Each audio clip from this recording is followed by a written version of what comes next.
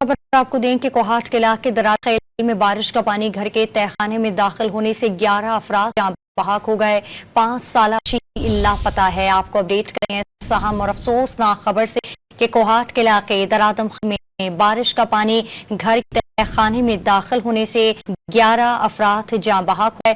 तफसील जानते हैं डॉन न्यूज़ के खालिद मकई से। जी खालिद बताएगा। जी बिल्कुल, ये कोहाट का एक पोशीदा इलाका है दरादम खेल में बाजिद खेल, जहाँ पे रात गए ये वाकया पेश है, जहाँ पे घर के थाने में गर्मी से बचने के लिए जो अफराद घर के वो वहाँ सो रहे थे कि रात को तूफान बारिश हुई और ये पानी जो है ये तहखाने में दाखिल हुआ।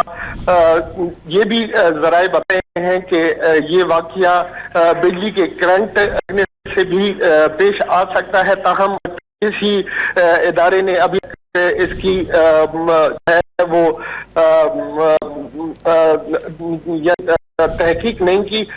हम इस हवाले से वो जो तफसीलात हैं वो जारी हैं और तमाम जो राय हैं वो उन्होंने ये तमाम लाशें वहां से निकाली हैं और एक अफराद के बारे में, एक फर्द के बारे में कहा जा रहा है कि वो अभी तक नहीं किया जा रहा और उसको निकालने के लिए कोशिशें जारी हैं।